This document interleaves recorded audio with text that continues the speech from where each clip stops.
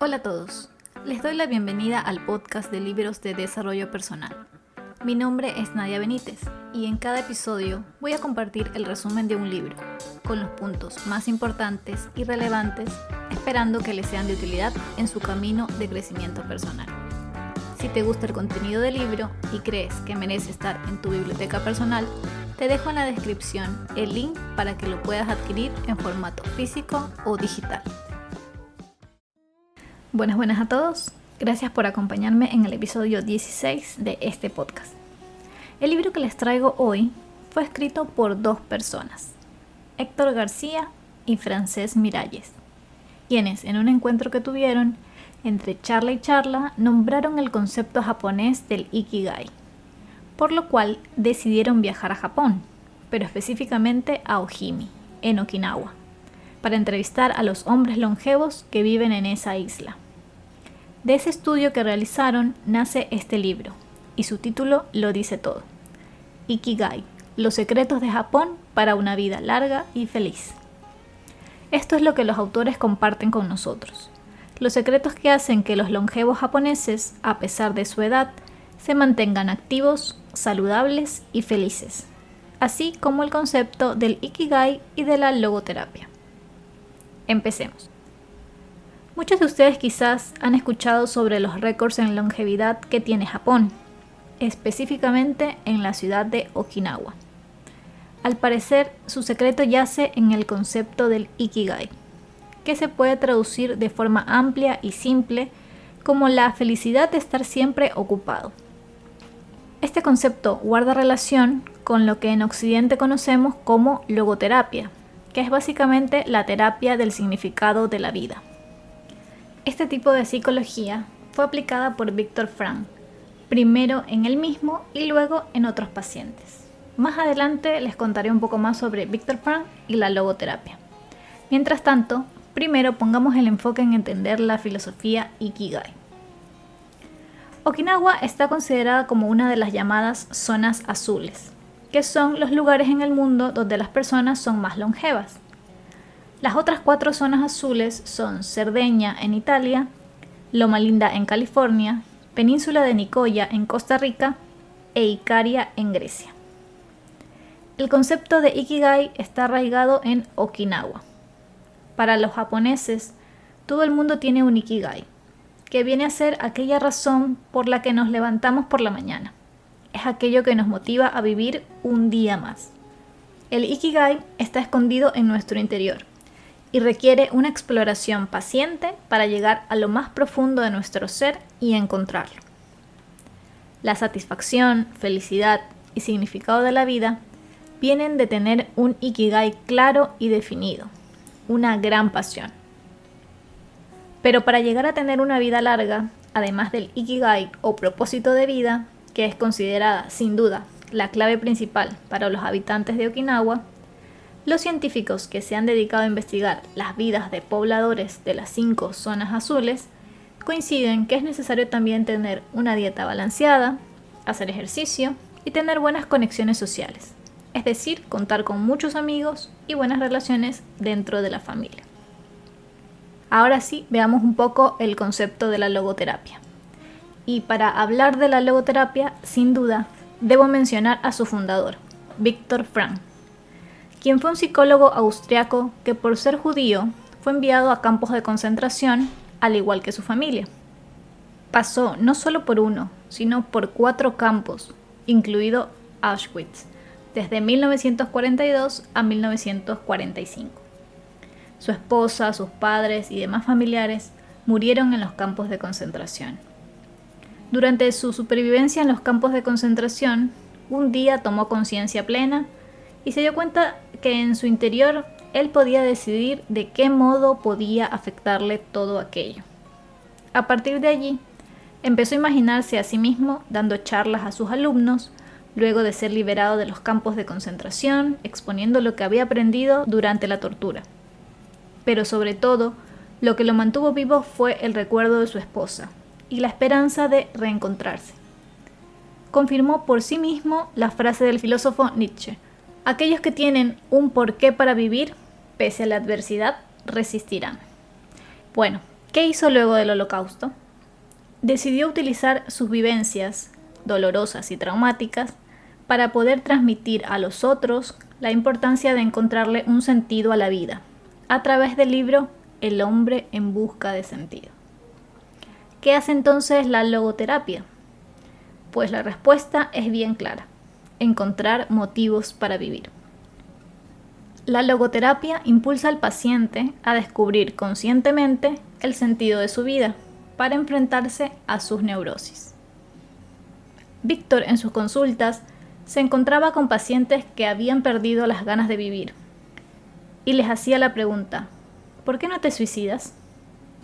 Los pacientes daban todos los motivos por los cuales no lo hacían, y es ahí donde encontraban todos los motivos para vivir. Por lo tanto, podemos resumir el proceso de la logoterapia en estos 5 pasos. 1. La persona siente un vacío, una frustración o ansiedad. 2. El terapeuta le hace ver que siente un deseo por tener una vida significativa. 3. El paciente descubre el sentido de su existencia, de ese preciso momento de su vida. 4.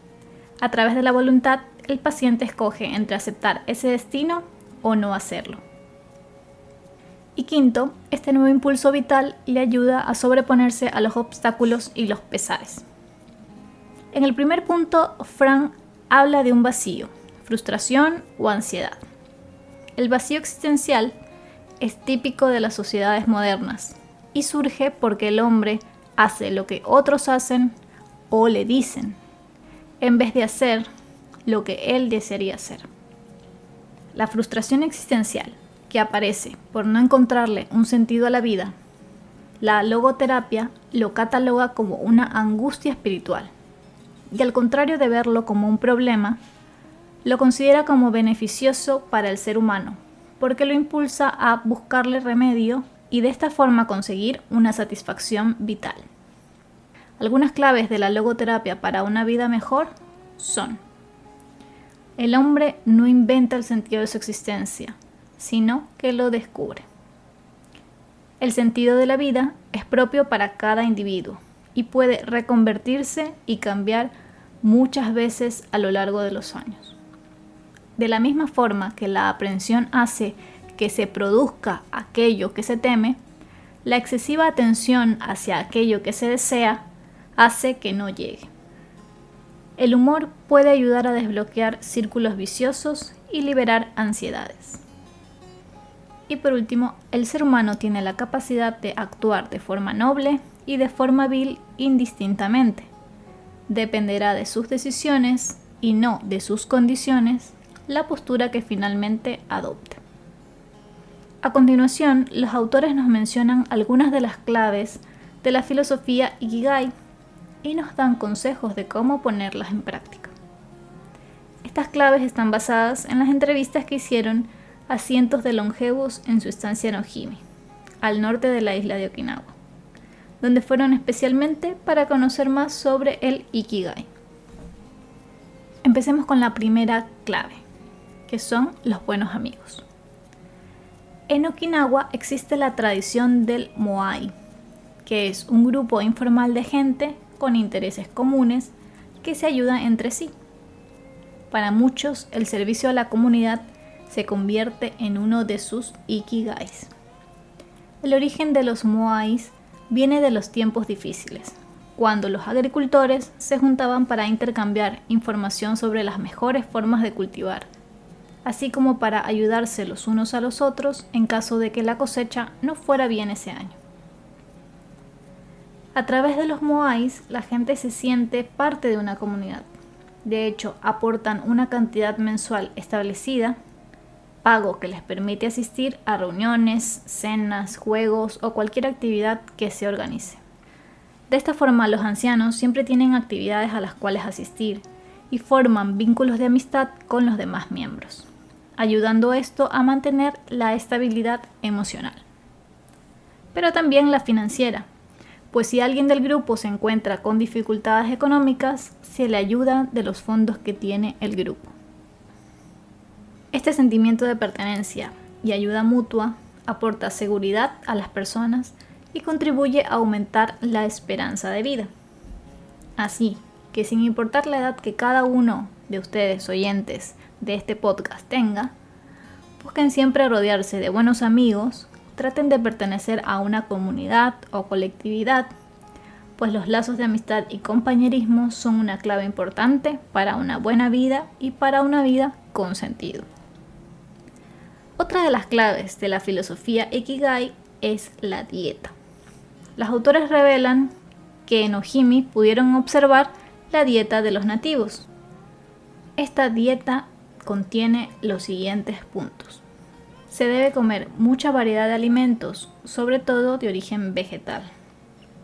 Comer al menos 5 platos de verdura o fruta al día. La técnica más sencilla para saber si hay suficiente variedad en la mesa es la variedad de color. Los cereales son la base de la dieta. Los japoneses comen arroz blanco a diario. No consumir azúcar de forma directa. Y aplicar la ley del 80%.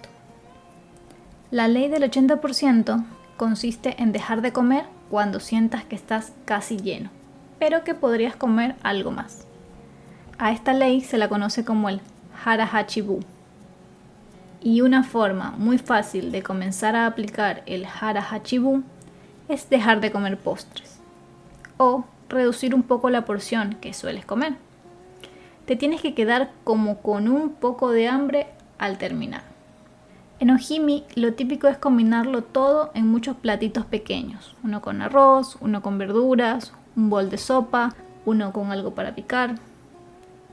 La clave para consumir pocas calorías y estar sano es comer muchos alimentos con alto valor nutritivo, conocidos en inglés como superfoods, es decir, superalimentos, y restringir los que tienen exceso de calorías vacías, cuyo aporte energético no es aprovechado por el ser humano. Si la rutina laboral no nos permite aplicar la ley del 80% diariamente, una alternativa es ayunar 1 o 2 días por semana. La dieta 5-2 recomienda ayunar 2 días a la semana, es decir, consumir menos de 500 calorías los días de ayuno, y el resto de los días comer normal. La siguiente clave de la filosofía Ikigai es mover el cuerpo, ser activos. Y no se habla específicamente de deportes o ir a un gimnasio, sino de moverse durante la rutina diaria, caminar hacia los lugares o simplemente levantarse de la silla. Lo que los autores pudieron observar en Ojimi es cómo los ancianos estaban siempre en movimiento, desde el amanecer, haciendo trabajos en sus huertos, caminando hacia las actividades que organizaba el Moai, o incluso hubo un anciano que cada mañana caminaba hasta la calle por donde pasaban los niños hacia la escuela para darles el buenos días. Debido a la vida en la ciudad, en Occidente se están popularizando disciplinas orientales para equilibrar alma, cuerpo y mente, que quizás a alguno le interese practicar. Brevemente explicaré los beneficios de cada uno. El yoga. El yoga procede de la India, donde se desarrolló hace milenios para tratar de unir en comunión los elementos físicos y mentales del ser humano. Los principales objetivos del yoga son la aproximación a nuestra naturaleza humana, la purificación mental y física, la aproximación a lo divino.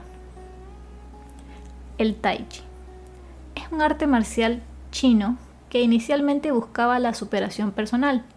Su finalidad era la autodefensa, pero se fue convirtiendo cada vez más en una técnica para promover la salud y la paz interior.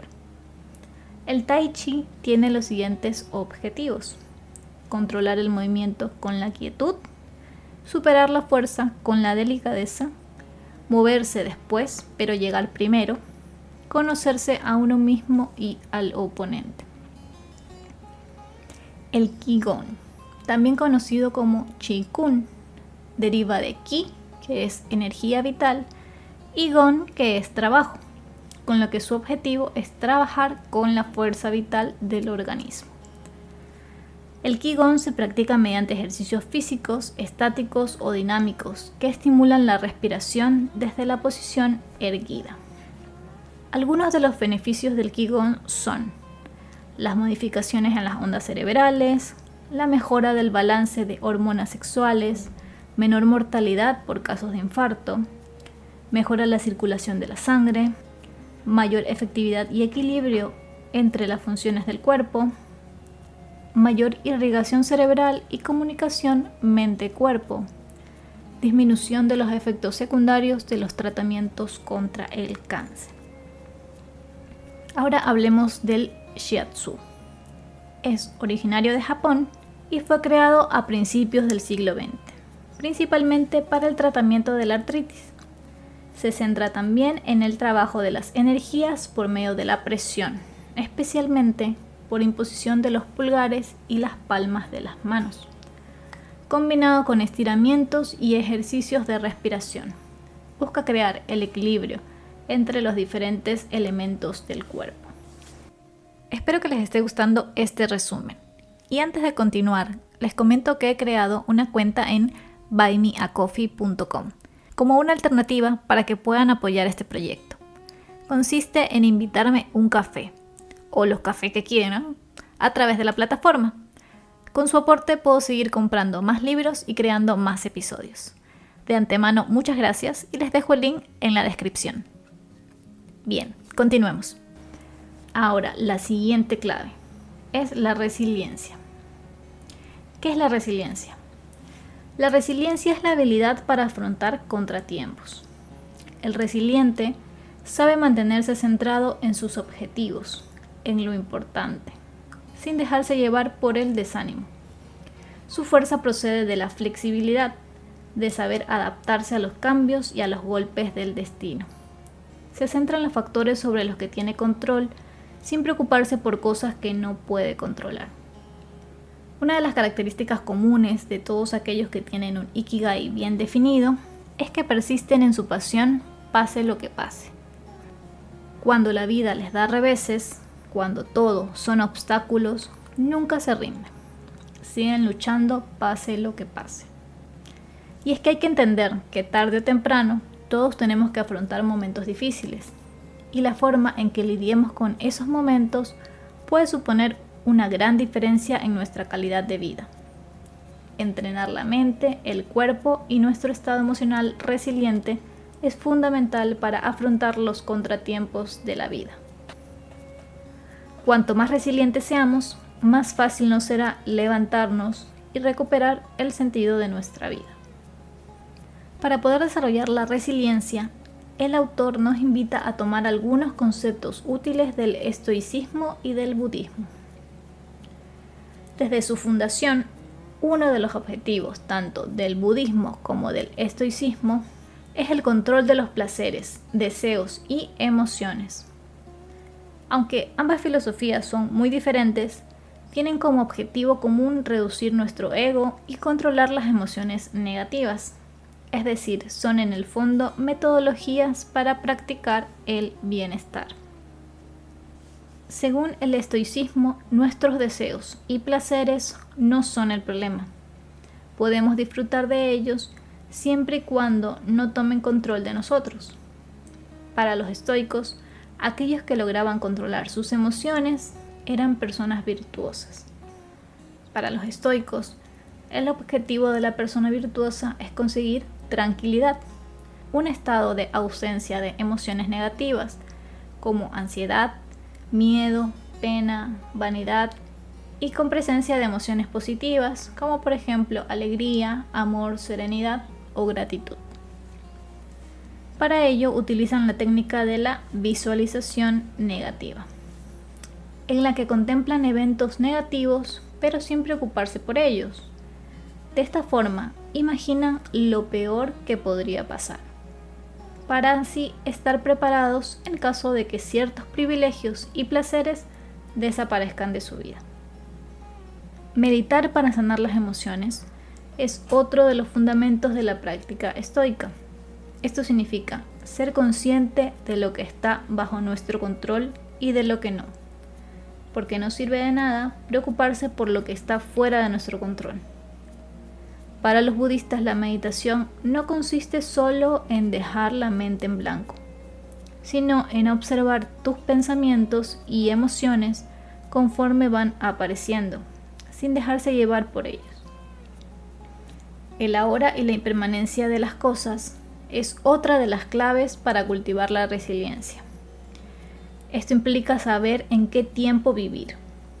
No debemos preocuparnos por el pasado o por el futuro, sino apreciar las cosas tal y como son en este momento, en el ahora. Así también ser conscientes de que todo lo que tenemos y todas las personas que queremos desaparecerán en algún momento. Y eso es algo que debemos tener en mente, pero sin ser pesimistas.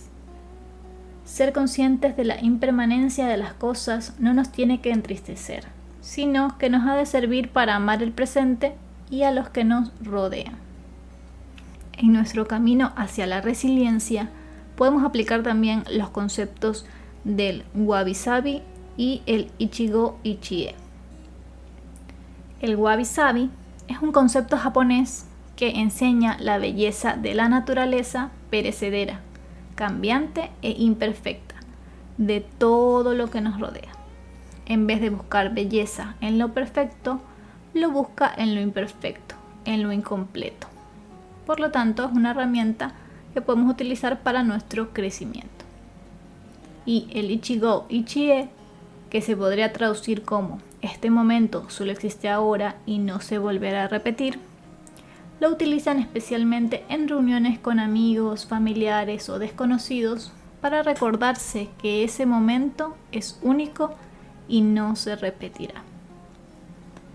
Bien, vamos ahora con la última clave de la filosofía Ikigai y es el fluir con cada tarea. El poder del flow. Este es un concepto introducido por Mihaly Csikszentmihalyi y seguramente no se pronuncia así su apellido, pero realmente es muy difícil de pronunciarlo. Vamos a decirle solo Mihaly, quien estudió en profundidad el estado en el que los seres humanos entramos cuando estamos totalmente inmersos en una tarea. A esto lo llamó estado de fluir, flow en inglés, y lo definió así: el placer, deleite, creatividad y el proceso en el que estamos inmersos totalmente en la vida. Piensen en alguna actividad que puedan hacer por horas, con toda su concentración puesta en ella, que les produzca felicidad o satisfacción, que se puedan sumergir tanto en ella que el tiempo se les pase sin darse cuenta, que no den lugar a distracciones como redes sociales, teléfonos, Netflix, nada. Puede ser algo que ustedes consideren como su pasión, a lo que quisieran dedicarse toda su vida, o simplemente alguna actividad de ocio que realmente disfrutan. En mi caso es leer. Cuando tengo un libro con una historia muy interesante y atrapante, puedo pasar horas de horas leyendo sin distraerme. Al ser la experiencia en sí misma tan agradable, las personas la siguen haciendo aunque tengan que sacrificar otros aspectos de la vida. Al entrar en estado de fluir, se obtiene satisfacción y conciencia plena, pues la conciencia está en orden. Por lo tanto, debemos centrarnos en incrementar el tiempo que pasamos realizando actividades que nos hagan entrar en estado de fluir. Ahora bien, hay actividades importantes que tenemos que realizar, pero con las cuales nos es muy fácil distraernos. No tenemos concentración y solemos perder mucho tiempo. A continuación, una serie de técnicas para maximizar las probabilidades de entrar en flow. Técnica 1. Elegir un reto lo suficientemente difícil, pero no demasiado. Lo ideal es encontrar el término medio, algo que esté acorde con nuestras habilidades, pero un poco por encima de ellas para que constituya un reto. Si la tarea es sencilla, entonces nos aburriremos pronto, pero en cambio, si es muy compleja, podríamos desistir fácilmente. Técnica 2. tener objetivos concretos y claros. Antes de empezar con alguna tarea o actividad, es importante reflexionar sobre la misión que tenemos que cumplir antes de ponernos a trabajar en ella, o de estudiar o de crear algo. Para ello hay que hacerse las preguntas adecuadas. Por ejemplo, ¿cuál es mi objetivo durante mi sesión de estudio de esta tarde? O ¿cuál es la misión de mi equipo de trabajo? Tener objetivos claros es importante para entrar en fluir, pero hay que saber dejarlos a un lado cuando estamos en acción. Una vez comenzamos el viaje, el objetivo tiene que estar claro, pero no tenemos que obsesionarnos con él. Y la técnica 3 es la concentración en una sola tarea. ¿Eres multitarea? Muchos de nosotros pensamos que juntando varias tareas ahorramos tiempo, pero la evidencia científica indica lo contrario. De hecho, las personas que dicen ser multitarea son menos productivas. Está demostrado científicamente que si el cerebro está continuamente cambiando de tareas, pierde tiempo, incrementa el número de errores y la retención de la memoria es peor. Otros estudios indican que trabajar en varias cosas a la vez baja nuestra productividad, al menos un 60%, y que nuestro coeficiente intelectual se reduce más de 10 puntos.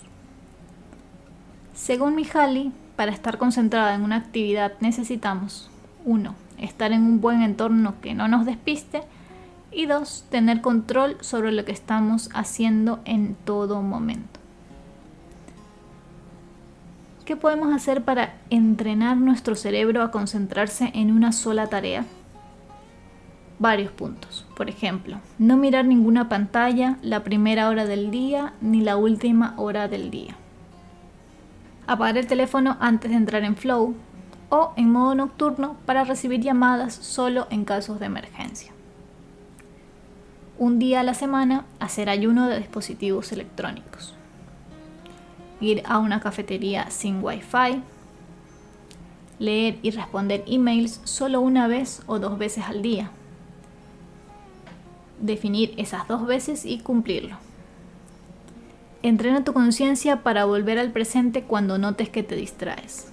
Puede ser con el mindfulness, la meditación, caminar, nadar o cualquier actividad que te ayude a centrarte. Trabaja en un entorno sin personas que te puedan interrumpir. Y junta tareas rutinarias que puedas terminar a cierta hora del día.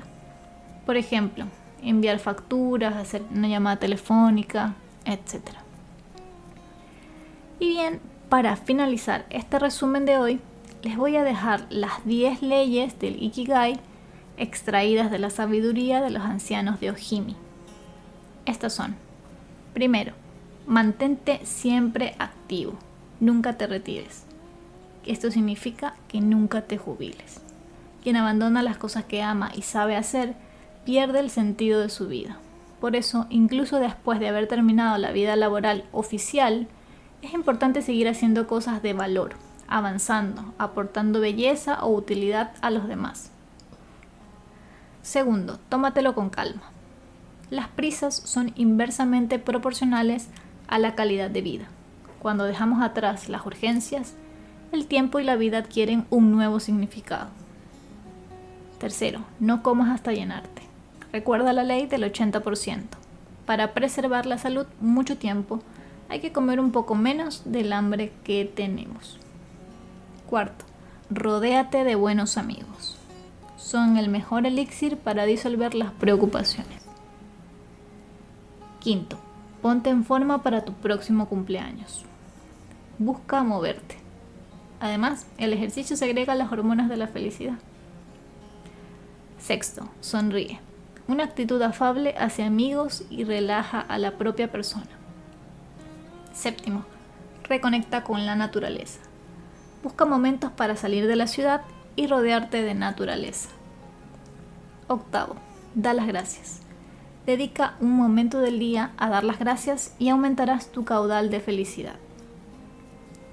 Noveno, vive el momento. Deja de lamentarte por el pasado y de temer el futuro. Todo lo que tienes es el día de hoy.